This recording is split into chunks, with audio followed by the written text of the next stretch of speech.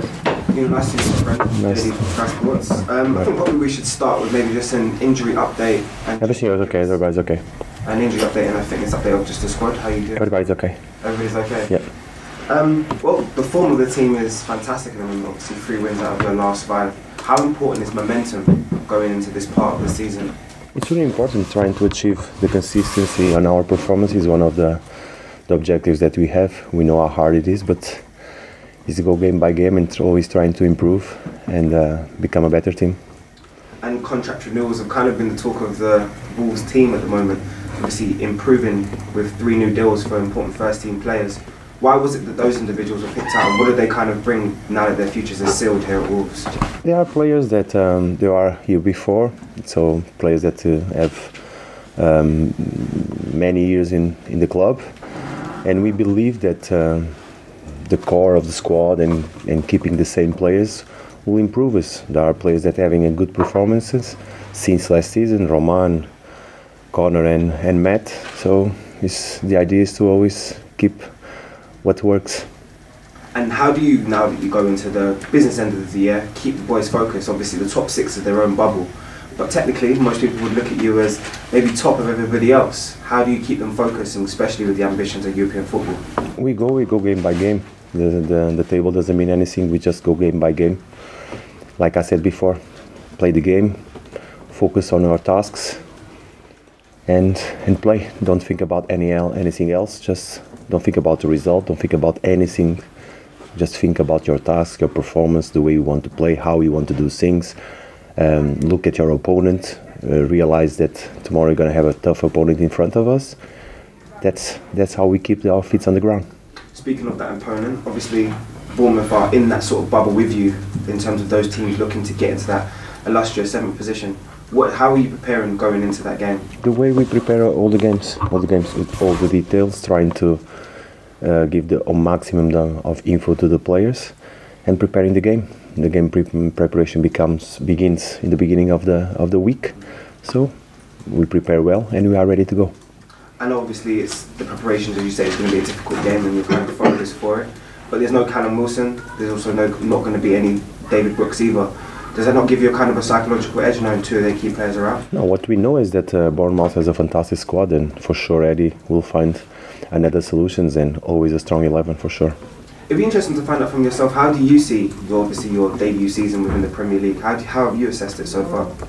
We're trying always to become better. That's our philosophy. I think we are doing a good job, but still have a long way to go. So no rest, always work hard.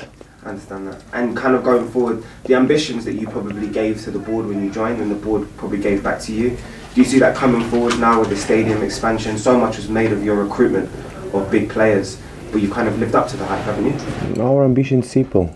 We don't think about that, we think about the game-by-game situation, training session each time. I think is the best way. All the things that will come eventually in the future only be possible if you focus on your daily routine. So all the things that you think that the owners pass this ambition, and that doesn't exist. In my idea is only day by day, game by game. Nothing changes. The engine of the club is the team, so we have to prepare the team well. But you have the right players at the club right now that have the European experience, the Jan Martinez, Raul Jimenez, who have played in those sort of European competitions, to understand how to keep the boys focused, no? They don't have to think about their past. The importance is their present, what they did before, where they were before, what the good things that they can put all this experience that they acquired before, the knowledge that they have in us, bring it to us and focus on us. Of course. And just on a wider issue, I know Chelsea have been hit with a transfer embargo today in terms of with their signing of minors. Do you feel like those sort of punishments are fair enough? I don't know about. I didn't know about that, but usually I don't comment other situations, so I don't have enough information on that subject to give you a right opinion on that. I'm sorry. That's fair enough. Yeah. Thank you very much. Nuno. Cheers, my pleasure. Hi, Nuno. The new contract for Roman Saiss, he's been important, obviously, since you arrived here. What does he bring to the squad? Quality, experience, he's a competitive player. He's versatile enough to do more than one position on the pitch, so very happy with him. Since we last spoke, the FA Cup draw was made. It's the first time Wolves have been to the quarter-final for 16 years, and it looks like it's going to be a special atmosphere at Molineux. Manchester United coming to town. What did you make of the draw? It's a home draw. I can speak about the draw, but you are speaking about a game that is 4 games away from us. So if we go day by day, game by game, so look how far it is. But it's gonna be tough, and it's a tough draw. What did you make of Mick McCarthy's comments that he's made in the last 24 hours? He's praising Matt Doherty, which is obviously good news for him. He says he could argue that he's the best player in his position in the Premier League. Would you agree with that? What I know is that Mick was the one that brought Matt into Wolves, so the credits to Mick on choosing, I think, a very good player. And the rest, I think it's about Matt, the way he prepared himself. The credit for him. He become, I think, now a very good player, but he has to improve a lot. And just finally for me, we interviewed Matt yesterday, and he talked about how much running. Who you interview? Matt Doherty. And we talked about, obviously, you said how much running he's been doing, and he has to get into the box at certain times.